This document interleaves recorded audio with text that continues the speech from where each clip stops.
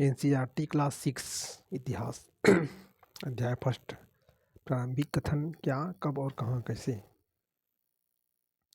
रसीदा का सवाल। रसीदा बैठी अखबार पढ़ रही थी। अचानक उसके दिमाग एक सुर्खी पर पड़ी। 100 साल पहले वह सोचने लगी कि वह कोई कैसे जान सकता है कितने वर्ष पहले क्या हुआ। कैसे पता लगाएं यह जानने के लिए कि कल क्या हुआ था। तुम रेडियो सुन सकते हो, टेलीविज़न देख सकते हो या फिर अखबार पढ़ सकते हो। साथ ही यह जानकारी यह जानने के लिए कि पिछले साल क्या हुआ था। तुम किसी ऐसे व्यक्ति से बात कर सकते हैं जिससे उस समय की स्मृति हो, लेकिन बहुत पहले क्या हुआ था यह कैसे जाना जा सकता है। अतीत के बारे में हम क्या जान सकते हैं। अतीत के बारे में बहुत कुछ जाना जा सकता है, जैसे लोग क्या खाते थे, कैसे कपड़े पहनते थे, किस तरह के घरों में रहते थे। हम आखेटकों, शिकारियों, पशुपालकों, कृषकों, शासकों, व्यापारियों, पुरोहितों, शिल्पकारों, कलाकारों, संगीतकारों या फिर वैज्ञानिकों के जीवन के बारे में जानकारी हासिल कर सकते हैं। यही नहीं, हम यह पता कर सकते हैं कि उस समय बच्चे कौन कौन से खेल खेलते थे, कौन सी कहानी सुना करते थे, कौन से नाटक देखा करते थे या फिर कौन से गीत गाया करते थे। लोग कहाँ रहते थे। मानचित्र 1 में नर्मदा नदी का पता लगाओ। कई लाख वर्ष पहले से लोग इस नदी के तट पर रह रहे हैं। यह रहने वाले प्रारंभिक लोगों में से कुछ कुशल संग्राहक थे जो आसपास के जंगलों की विशाल संपदा से परिचित थे। अपने भोजन के लिए वे जड़ों, फलों, जंगलों के अन्य उत्पादों का यही से संग्रह करते थे। वे जानवरों का आखेट शिकार भी करते थे। अब उत्तर पश्चिम की सुलेमान और किरथर पहाड़ियों का पता लगाओ। इसी क्षेत्र में कुछ ऐसे स्थान हैं जहां लगभग 8 वर्ष पूर्व उत्तर पश्चिम के सुलेमान और किरथर 8 वर्ष पूर्व स्त्री पुरुष ने सबसे पहले गेहूं तथा जौ जैसे फसलों को उपजाना आरंभ किया था। उन्होंने भेड़, बकरी और गाय, बैल जैसे पशुओं को पालतू बनाना शुरू किया। ये लोग गांव में रहते थे। उत्तर पूर्व में गारो तथा मध्य भारत में विंध्य पहाड़ियाँ का पता लगाओ। उत्तर भारत में गारो पहाड़ियाँ और विंध्य पहाड़ी, ये हैं गारो, ये सिंधु, ये विंध्य पहाड़ी, ये विंध्य पहाड़ी।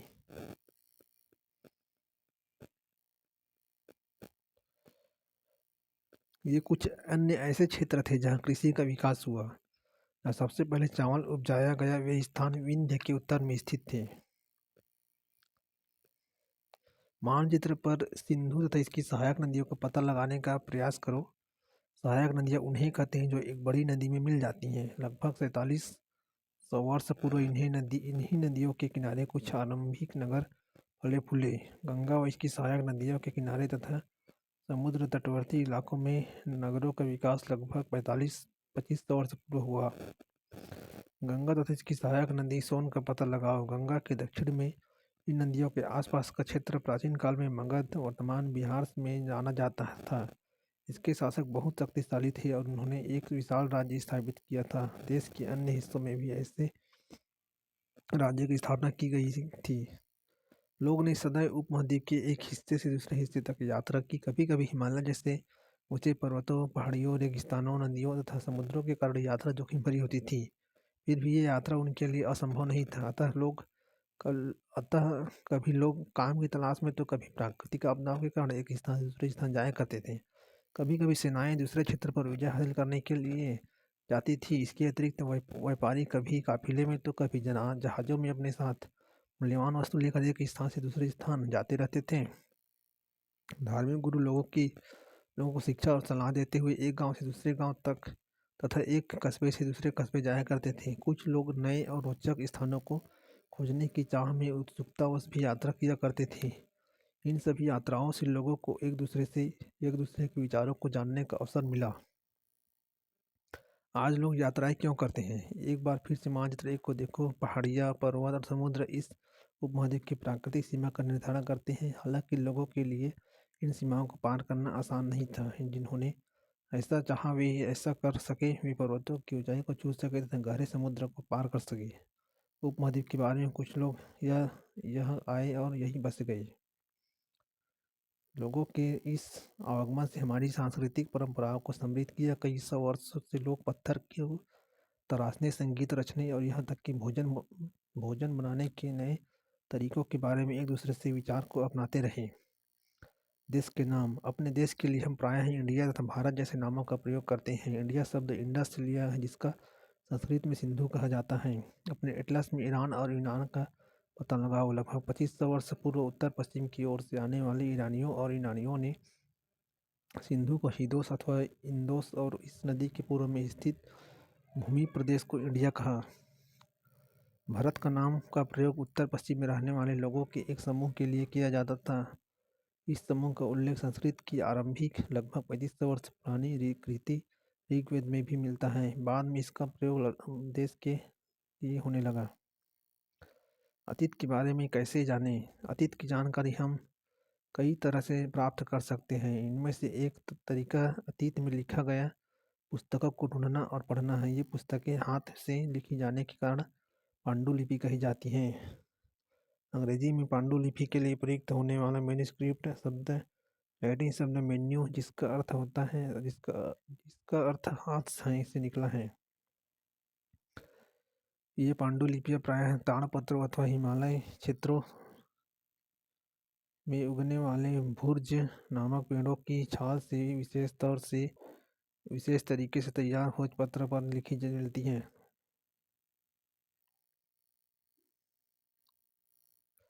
इतने वर्षों में इनमें से कई पांडुलिपियों को कीड़ों ने खा लिया था तथा कुछ नष्ट कर दिए गए। फिर भी ऐसे कई पांडुलिपियां आज भी उपलब्ध हैं। प्रायः ये पांडुलिपियां मंदिरों और विहारों में प्राप्त होता है। इन पुस्तकों में धार्मिक मान्यताओं व व्यवहारों, राजाओं के जीवन, उद्योग तथा विज्ञान आदि सभी प्रकार के विषयों की चर्चा मिलती है। इनके अतिरिक्त हमारे यहाँ महाकाव्य, कविताएं तथा नाटक भी हैं। इनमें से कई संस्कृति में लिखे हुए मिलते हैं, जबकि अन्य प्राकृतिक और तमिल में हैं।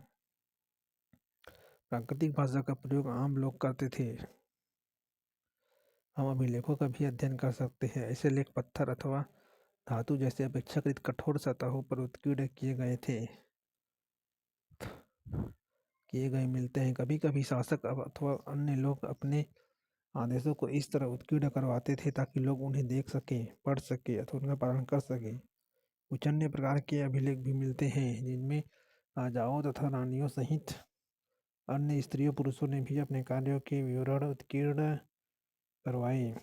उदाहरण के लिए प्रायः शासक लड़ाइयों में अर्जित विजयों का लेखा जोखा रखा करते थे। क्या तुम बता सकते हो कि कठोर सतह पर लेख लिखने के क्या लाभ थे?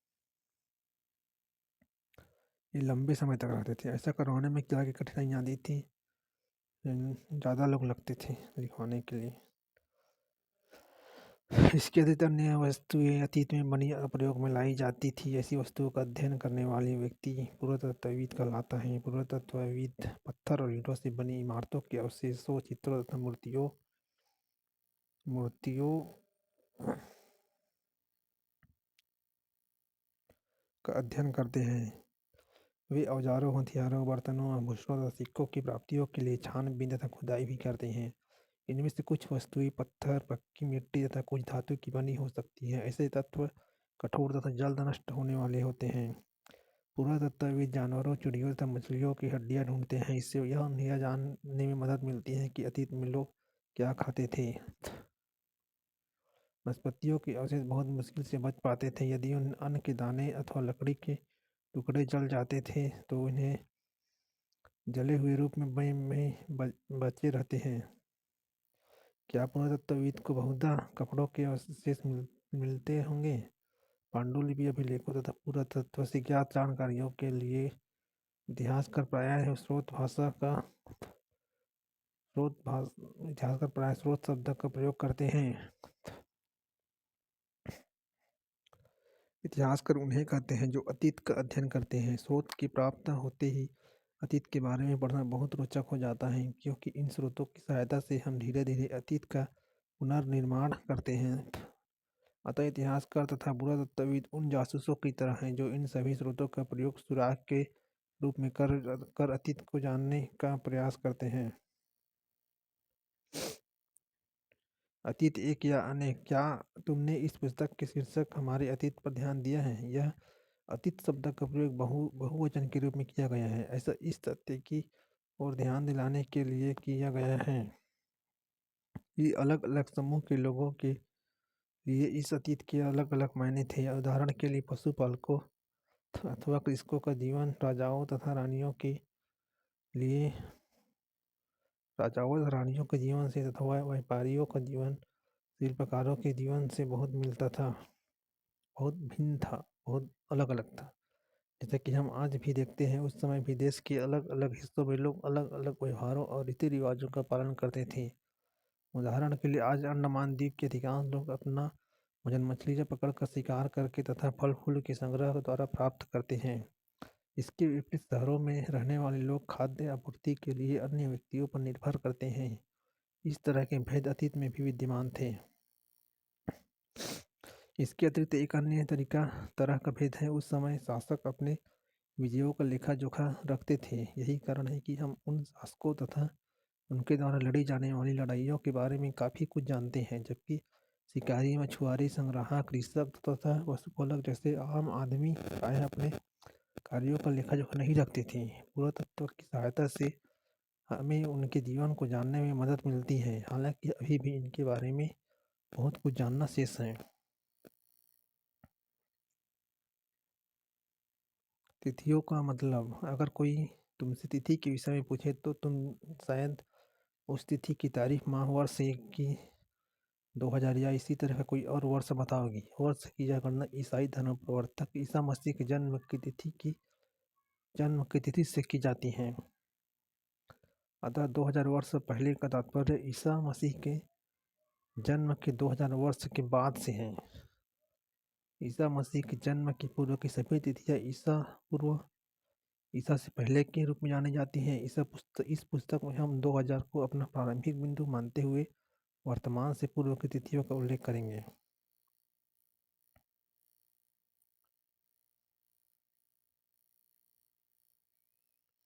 इतिहास और तिथियां।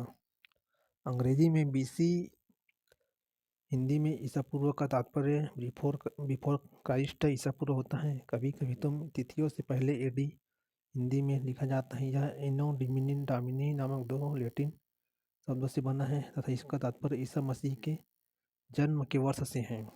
कभी कभी एडी की जगह सीई तथा बीसी की जगह बीसीई का प्रयोग होता है। सीई अक्षरों का प्रयोग कॉमन एरा, बीसीई का बिफोर कॉमन एरा। हम इन शब्दों का प्रयोग इसलिए करते हैं क्योंकि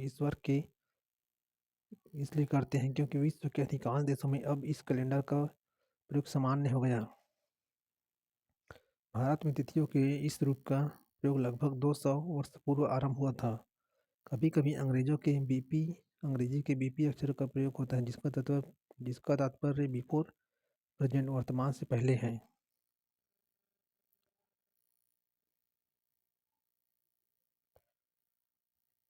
उपयोगी शब्द है यात्रा, पांडुलिपि, अभिलेख, पुरातत्व, इतिहास, स्रोत, ज्ञात, बीज, अर्थ निकालना। आओ याद करें, निम्नलिखित सुमेलित करें। नर्मदा घाटी, ये सबको सुमेलित, आओ चर्चा करें।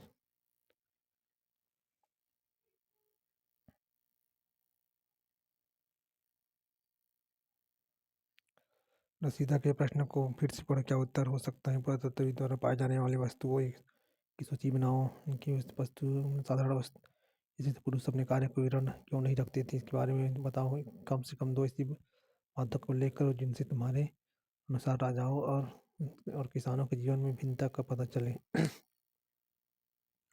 कुछ महत्वपूर्ण तिथियां, जैसे कृषि का आरंभ 8000 वर्ष पूर्व, हिंदू सभ्यता के प्रथम नगर 47,000 वर्ष पूर्व, गंगा घाटी के नगर, मगध का बड़ा राज्य 2500 वर्ष पूर्व, वर्तमान लगभग 2000 वर्ष पूर्व।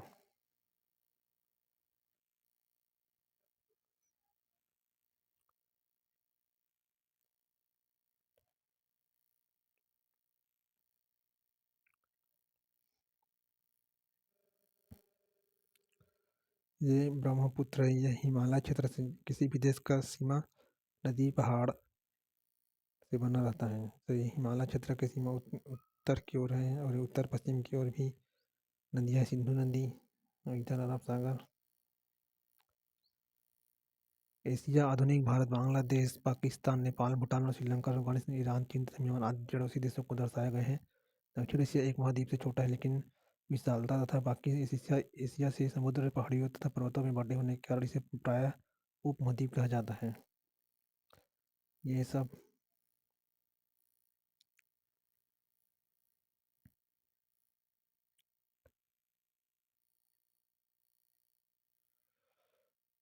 ताड़पत्रों से बनी पांडुलिपि का एक पृष्ठ। एक पांडुलिपि लगभग 1000 वर्ष पहले लिखी गई थी। किताब बनाने के लिए ताड़ के पत्तों को काटकर उनके अलग-अलग हिस्सों को एक साथ बांध दिया जाता था। भुर्ज पेड़ की छाल से बनी ऐसी ही एक पांडुलिपि को तुम यहाँ देख सकते हो।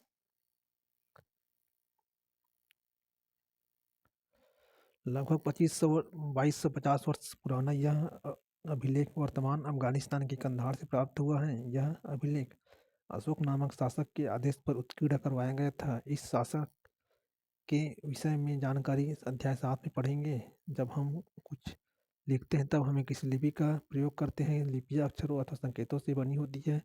जब हम कुछ बोलते हैं अथवा पढ़ते हैं तब हम एक भाषा का प्रयोग करते हैं। यह अभिलेख इस क्षेत्र में प्रयुक्त होने वाली यूनानी तथा अरामीक नामक दो भिन्न लिपियों तथा भाषाओं में है। एक प्राचीन नगर से प्राप्त पात्र। इस तरह के पात्रों का प्रयोग 4700 वर्ष पूर्व होता था। दाएं एक पुराना चांदी का सिक्का। इस तरह के सिक्कों का प्रयोग लगभग 2500 वर्ष पूर्व होता था। हमारे द्वारा आज प्रयोग में आने वाला सिक्कों में यह सिक्का कैसा भिन्न है।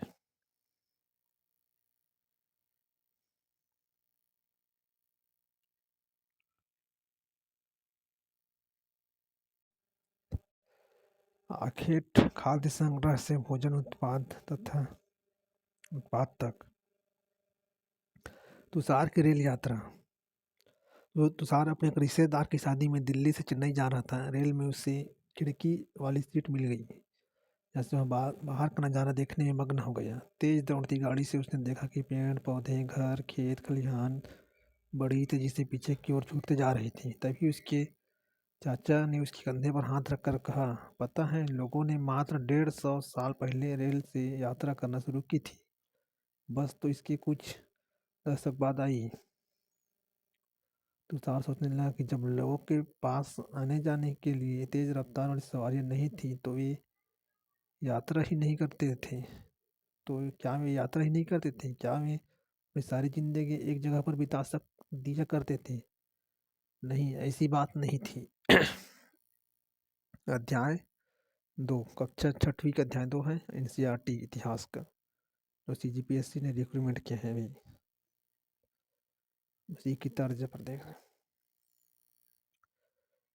आरंभिक मानव आखिर वे इधर उधर क्यों घूमते थे? हम उन लोगों के बारे में जानते हैं जो इस महाद्वीप में 20 लाख साल पहले रहा करते थे। आज हम उन्हें आखट्टक खाद्य संग्रह के नाम से जानते हैं। भोजन का इंतजाम करने की विधि के आधार पर उन्हें इस नाम से पुकारा जाता है। आमतौर पर खाने के लिए वे जंगली जानवरों का शिकार करते थे, मछलियाँ और चिड़िया पकड़ते थे, फल मूल, दाने, पौधे, पत्तियाँ, अंडे इकट्ठा किया करते थे। आखिरकार खाद्य संग्राहक समुदाय के लोग एक जगह से दूसरी जगह पर घूमते रहते थे। ऐसा करने के कई कारण थे। पहला कारण यह कि अगर वे एक ही जगह पर ज़्यादा दिनों तक रहते तो आसपास के लोग फलों और जानवरों को खाकर समाप्त कर देते थे। इसलिए और भोजन की तलाश में उन्हें दूसरी जगह पर जाना पड़ता था। दूसरा कारण यह है कि जानवर अपने शिकार के लिए या फिर हिरण और मवेशी अपना चारा ढूंढने के लिए एक जगह से दूसरे जगह जाया करते हैं। इसलिए इन जानवरों का शिकार करने वाले लोग भी इनके पीछे पीछे जाया करते थे। तीसरा कारण यह है कि पेड़ों और पौधों में तीसरा कारण है कि तीसरा कारण यह है कि पेड़ों और पौधों में फल फूल अलग अलग मौसम में आता है। इसलिए लोग उनकी तलाश में उपयुक्त मौसम के अनुसार अन्य इलाकों में घूमते होंगे। और चौथा कारण यह है कि पानी के बिना किसी भी प्राणी या पेड़ पौधे का जीवित रहना संभव नहीं होता और पानी झीलों, झरनों तथा नदियों में ही मिलता है। यद्यपि कई नदियाँ और झीलों का पानी कभी नहीं सूखता। कुछ झीलों और नदियों में पानी बारिश के बाद ही मिल पाता है, इसलिए ऐसे झीलों और नदियों के किनारे बसे लोगों को सूखे मौसम में पानी की तलाश में इधर उधर जाना पड़ता था। आरंभिक मानव के बारे में जानकारी कैसे मिलते हैं? पुरातत्वविदों को कुछ ऐसी वस्तुएं मिली जिनका निर्माण और उपयोग आखेटक संग्रह किया करते थे। यह संभव है कि लोगों ने अपने काम के लिए पत्थरों, लकड़ियों और हड्डियों के औजार बनाए हो। इनमें से पत्थरों के औजार आज भी बचे हैं। इनमें से कुछ औजारों का उपयोग फल फूल काटने, हड्डियों और मांस काटने तथा पेड़ों की छाल और जानवरों की खाल उतारने के लिए किया जाता था। कुछ के साथ हड्डियों या लकड़ियों के भुट्टे लगाकर भाले और बाण जैसे हथियार बनाए जाते थे। कुछ औजारों से लकड़ियाँ काटी जाती थी। लकड़ियाँ का उपयोग ईंधन के साथ साथ झोपड़ियाँ और औजार बनाने के लिए भी किया जाता था। पत्थर के औजारों का उपयोग बाएं इंसान के खाने योग्य जड़ों को खोदने के लिए किया जाता था और दाएं जानवरों की खाल से बने वस्त्रों को सिलने के लिए किया जाता था। रहने की जगह निर्धारित करना। मानचित्र 2 को देखें। लाल त्रिकोण वाले स्थान वे पूरा स्थल है जहाँ पर अहेटक खाद्य संग्राहकों के होने के प्रमाण मिले हैं। इनके अलावा भी और कई स्थानों पर अहेटक खाद्य संग्राहक रहते थे। मानचित्र में सिर्फ कुछ गिने चुने स्थान ही चिन्हित किए गए हैं। कई पूरा स्थल नदियों और झीलों के किनारे गए। ये त्रिकोण भीमबेटका दिखाया गया है। भीमबेटका है, उसंगी है, कुरनूल है। क्योंकि पत्थरों के उपकरण बहुत महत्वपूर्ण थे, इसलिए लोग ऐसी जगह ढूंढते रहते थे जहाँ अच्छे पत्थर मिल सके। अब भीमबेटका आधुनिक मध्य प्रदेश। इस पूरा स्थल पर गुफाएं व खंडराएं मिली हैं। लोग इन गुफाओं में इसलिए रहते थे क्योंकि यह उन्हें बारिश, धूप और हवाओं से राहत मिलती थी। ये गुफाएं नर्मदा घाटी के पास हैं। क्या तुम बता सकते हो कि रहने के लिए लोगों ने यह जगह क्यों चुनी थी? वहीं बारिश वगैरह से बरसात में सुरक्षित रहता होगा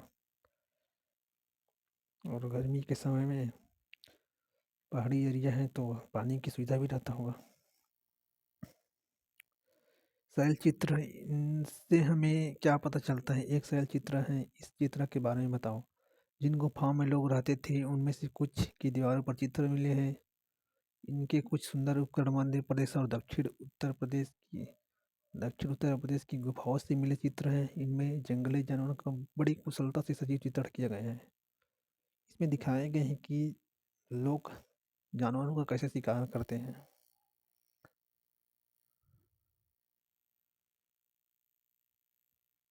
आखेटक संग्रह से भोजन उत्पादन।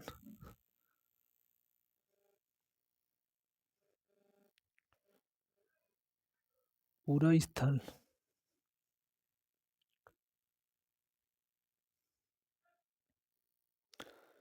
स्थल उस स्थान को कहते हैं जहाँ भोजन, बर्तन और इमारतें जैसी वस्तुओं के अवशेष मिलते हैं। ऐसी वस्तुओं का निर्माण लोगों ने अपने काम के लिए किया था और बाद में वे उन्हीं छोड़ वही छोड़ गए। ये जमीन के ऊपर अंदर ये जमीन के ऊपर अंदर कभी कभी समुद्र और नदी के तल में भी पाए जाते हैं। इन पूरा स्थलों के बारे में आपको अलग से अध्याय में बताया जाएगा। आग की खोज। मानचित्र 2 में कुरनूल गुफा देखो। यह राख के अवशेष मिले हैं। इसका मतलब यह है कि आरंभिक लोग आग जलाना सीख गए थे। आग का इस्तेमाल कई कार्यों के लिए किया गया और जैसे कि भोजन के लिए, जैसे कि प्रकाश के लिए, मांस भूनने के लिए और खतरनाक जानवरों को आदि भगाने के लिए करते थे। आज हम आगे आग का उपयोग किस लिए करते हैं? नाम और तिथियाँ। हम जिस काल के बारे में पढ़ रहे हैं, पुरातत्वविदों ने उनके बड़े बड़े नाम रखे हैं। आरंभिक काल को वे पूरा पाषाण काल कहते हैं। यह दो शब्दों या पूरा यानी प्राचीन और पसाड़ यानी पत्थर से बना है। यह नाम पूरा स्थलों से प्राप्त पत्थरों के औजारों के महत्व को बताता है। पूरा पसाड़ काल 20 लाख साल पहले से 12,000 साल पहले के दौरान माना जाता है। इस काल को अभी 3 भागों में विभाजित किया गया है: आरंभिक, मध्य एवं उत्तर पूरा पसाड़ युग। मानव इतिहास की लगभग 99% कहानी इसी काल के दौरान घटित हुई। जिस काल में हमें पर्यावरणीय बदलाव मिलते हैं उसे मेसोलिथ यानी मध्य पसाड़ युग कहते हैं। इसका समय लगभग 12,000 साल पहले से लेकर 10,000 साल पहले तक माना गया है। इस काल के पसाड़ औजार आमतौर पर बहुत छोटे थे। इन्हें माइक्रोलिथ यानी लघु पसाड़ कहा जाता है। अतः इन लोगों में हड्डियों या लकड़ियों के मुट्ठे लगे हंसिया और आरी जैसे औजार मिलते थे। साथ साथ पूरा पसाड़ युग वाले औजार भी इस दौरान बनाए जाते रहे। अगले युग की शुरुआत लगभग 10,000 साल पहले से होती है। इसे नव पसाड़ युग कहा जाता है। नव पसाड़ का क्या मतलब होता होगा? हमने कुछ स्थानों के नाम दिए हैं। अगले अध्याय में तुम्हें ऐसे अनेक नाम मिलेंगे। अक्सर हम पुराने स्थानों के लिए उन नामों का प्रयोग करते हैं जो आज प्रचलित हैं, क्योंकि हमें ज्ञात नहीं है कि उस काल में इनके नाम क्या रहे होंगे। जैसे नर्मदा को रेवा कहते थे, तो रेवा पुराना था, वर्तमान नवीन नाम नर्मदा है। बदलती जलवायु लगभग 12,000 साल पहले दुनिया की जलवायु में बड़े बदलाव आए और गर्मी बढ़ने लगी। इसके परिणाम स्वरूप कई क्षेत्रों में घास वाले मैदान बनने लगे। इससे हिरण, बारहसिंगा, भेड़, बकरी और गाय जैसे उन जानवरों की संख्या बढ़ी जो घास खाकर जिंदा रह सकते थे। जो लोग इन जानवरों का शिकार करते थे वे भी इनके पीछे आए और इनके खाने पीने की आदतों और प्रजनन के समय की जानकारी हासिल करने लगे। हो सकता है कि तब लोग इन जानवरों को पकड़कर अपनी ज़रूरत के अनुसार पालने की बात सोचने लगे। साथ ही इस काल में मछली भी भोजन का महत्वपूर्ण स्रोत बन गई। खेती और पशुपालन की शुरुआत इसी दौरान उपमहाद्वीपों के भिन्न भिन्न इलाकों में गेहूं, जौ और धान जैसे अनाज प्राकृतिक रूप से उगने लगे थे। शायद महिलाओं, पुरुषों और बच्चों ने इन अनाजों को भोजन के लिए बटोरना शुरू कर दिया होगा। साथ ही वे यह भी सीखने लगे होंगे कि यह अनाज कहाँ उगते थे और कब पककर तैयार होते थे। ऐसा करते करते लोगों ने इन अनाजों को खुद पैदा करना सीख लिया होगा। इस प्रकार धीरे धीरे वे कृषक बन गए। इस तरह लोगों ने अपने घरों के आसपास चारा रखकर जानवरों को आकर्षित कर उन्हें पालतू बनाया होगा। सबसे पहले जिस जंगली जानवर को पालतू बनाया गया वह कुत्ते का जंगली पूर्वज था। धीरे धीरे लोग भेड़, बकरी, गाय और सुअर जैसे जानवरों को अपने घरों के नज़दीक आने को उत्साहित करने लगे। ऐसे जानवर झुंड में रहते थे और ज़्यादातर घास खाते थे। अक्सर लोग अन्य जंगली जानवर के आक्रमण से इनकी सुरक्षा किया करते थे और इस तरह धीरे धीरे वे पशुपालक बन गए। तुम क्या बता सकते हो कि सबसे पहले कुत्ते को ही पालतू क्यों बनाया गया? क्योंकि कुत्ता आसानी से क्योंकि कुत्ता हमारे आसपास से छोटे मोटे जीव जंतुओं से सुरक्षा प्रदान करता था। जैसे उस समय वराह वगैरह छोटे मोटे जीव जंतु जो चारे को खा जाते होंगे तो उसकी सुरक्षा करते थे। चारे या फसलों को खा जाते रहे होंगे हिरण वगैरह से, तो कुत्ते सुरक्षा प्रदान करते, इसलिए कुत्ते को पहला बनाया होगा। घरेलूकरण की प्रक्रिया। लोग द्वारा पौधे उगाने और जानवरों की देखभाल करने को घरेलूकरण की प्रक्रिया का नाम दिया गया है। अपनाए गए ये पौधे तथा जानवर अक्सर जंगली पौधों तथा जानवरों से भिन्न होते हैं। इसकी वजह यह है कि इस प्रक्रिया के तहत अपनाए गए पौधों या जानवरों का लोग चयन करते हैं। उदाहरण के तौर पर लोग उन्हीं पौधों तथा जानवरों का चयन करते हैं जिनके बीमार होने की संभावना कम हो। यही नहीं, लोग उन्हीं पौधों को चुनते हैं जिनसे बड़े दाने वाले अनाज पैदा होते हैं। साथ ही जिनकी मजबूती डंठलें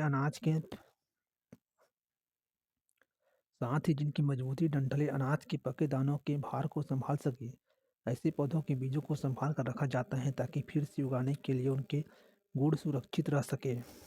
उन्हीं जानवरों का को आगे प्रजनन के लिए चुना जाता है, जो आमतौर पर अहिंसक होते हैं। इसलिए हम देखते हैं कि पाले गए जानवर तथा कृषि के लिए अपनाए गए पौधे जंगली जानवरों तथा पौधों से धीरे धीरे भिन्न होते गए हैं।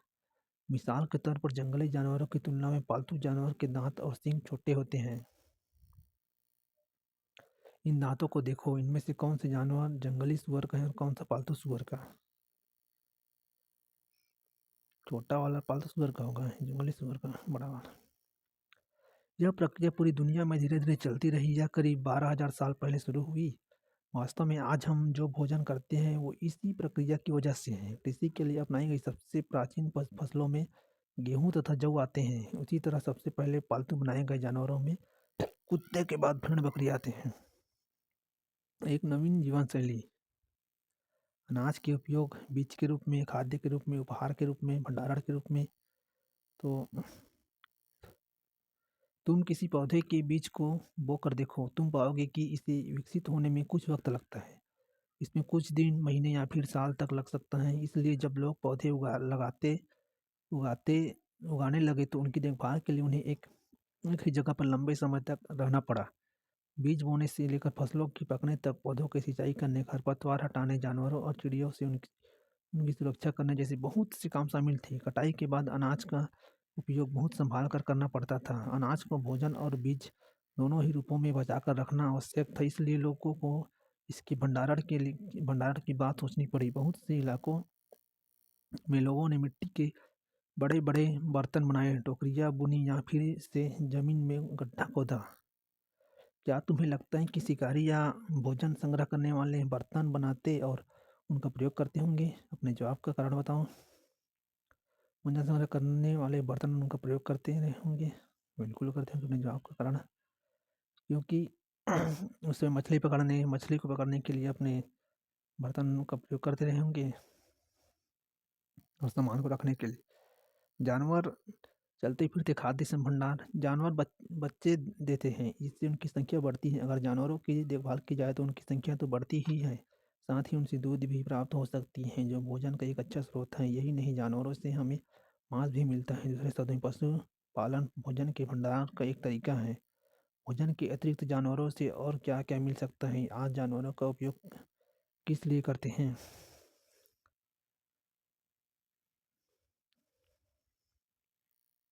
आओ आरंभिक कृषकों और पशुपालकों के बारे में पता करें। मानचित्र इतने पृष्ठ देखो। क्या तुम्हें कई नीले वर्ग दिख रहे हैं?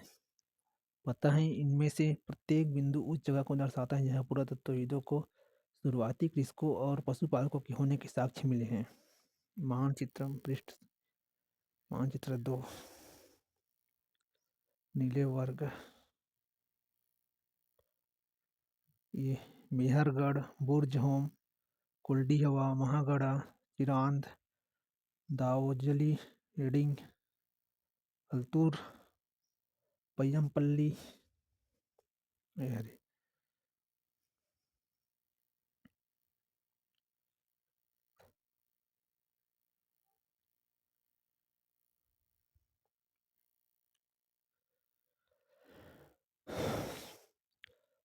इनमें से प्रत्येक बिंदु उस जगह को दर्शाता है जहाँ पुरातत्वविदों को शुरुआती कृषकों और पशुपालकों के होने के साक्ष्य मिले हैं। ये पूरे महाद्वीप में पाए जाते हैं।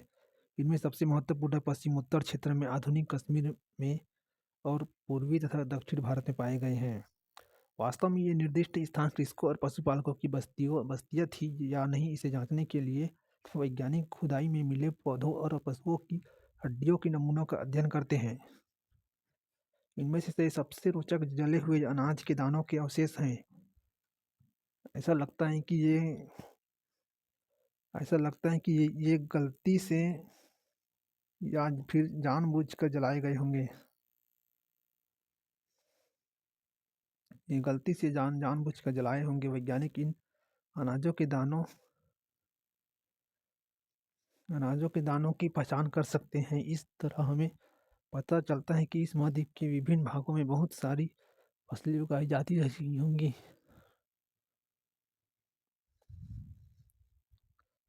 वैज्ञानिक विभिन्न जानवरों की हड्डियाँ की भी पहचान कर सकते हैं। स्थायी जीवन की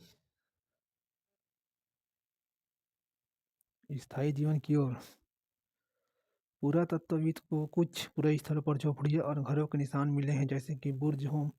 वर्तमान कश्मीर के लोग गड्ढे के नीचे घर बनवाते थे, इन्हें गर्तावास कहा जाता है। इनमें उतरने के लिए सीढ़ियाँ होती थी, इससे उन्हें ठंड के मौसम में सुरक्षा मिलती होगी।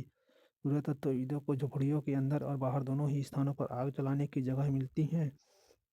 ऐसा लगता है कि लोग मौसम के अनुसार घर के अंदर या बाहर खाना पकाते होंगे। बहुत सारी जगहों से पत्थर के औजार भी मिले हैं। इनमें से कई ऐसे हैं जो पूरा पसाड़ी युगीन उपकरणों से भिन्न हैं, इसलिए इन्हें नव पसाड़ी युग का माना गया है।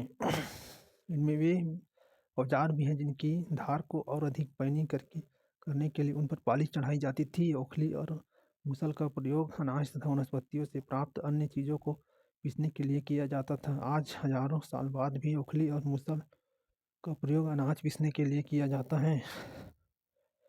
इसी तरह प्राचीन प्रस्तर युगीन औजारों का निर्माण और प्रयोग लगातार होता रहा। कुछ औजार हड्डियों से भी बनाए जाते थे।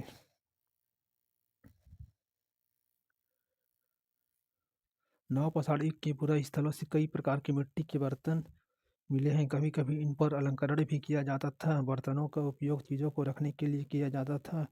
धीरे धीरे लोग बर्तनों का प्रयोग खाना बनाने के लिए भी करते थे। चावल, गेहूँ तथा दलहन जैसे अनाज आहार का चावल, गेहूँ तथा दलहन जैसे अनाज अब आहार का महत्वपूर्ण हिस्सा बन गया था। इसके साथ साथ अब लोग कपड़े भी बुनने लगे थे। इसके लिए कपास जैसे आवश्यक पौधे उगाए जाते थे। क्या ये परिवर्तन हर जगह एक साथ ही आ गए होंगे? ऐसी बात नहीं है। एक तरफ जहाँ कई जगहों पर स्त्री पुरुष शिकार और भोजन संग्रह करने का काम करते थे, वहीं अन्य लोगों ने हजारों सालों के दरमियान धीरे धीरे खेती और पशुपालन को अपना लिया। बहुत जगह लोग मौसम के मुताबिक बदल कर अपनी जीवन चलाया करते थे। सूक्ष्म निरीक्षण, मेहरगढ़ में जीवन मृत्यु मानचित्र। मेहरगढ़ यह ईरान जाने वाले सबसे महत्वपूर्ण रास्ते बोलन दर्रे के पास एक हरा भरा समतल स्थान है। समतल स्थान मेहरगढ़ संभवतः वह स्थान है जहाँ के स्त्री पुरुषों ने इस इलाके में सबसे पहले जौ, गेहूँ उगाना और भेड़ बकरी पालना सीखा। यह विभिन्न प्रकार के जानवरों की हड्डियाँ मिली। इनमें हिरण तथा सुअर जैसे जंगली जानवर तथा भेड़ और बकरियाँ की हड्डियाँ हैं। मेहरगढ़ में इसके अलावा चौकोर तथा आयताकार घरों के अवशेष भी मिले हैं। प्रत्येक घर में 4 या उससे ज़्यादा कमरे हैं। इनमें से कुछ संभवतः भंडारण के काम आते हैं। मृत्यु के बाद सामान्यतः मृतक के सगे संबंधी उसके प्रति सम्मान जताते हैं। लोगों की आस्था है कि मृत्यु के बाद भी जीवन होता है, इसलिए कब्रों में मृतकों के साथ कुछ सामान भी रखे जाते थे। मेहरगढ़ के घर का चित्र। मेहरगढ़ के घर शायद ऐसे दिखते हो। तुम जिस घर में रहते हो उसके साथ इस घर की क्या समानता है? वैसी कब्रें मिली। एक कब्र में एक मृतक के साथ एक बकरी को भी दफनाया गया था। संभवतः इसे परलोक में मृतक के खाने के लिए रखा गया होगा। मेहरगढ़ की कब्र का चित्र। क्या तुम बकरी के कंकाल को पहचान सकते हो?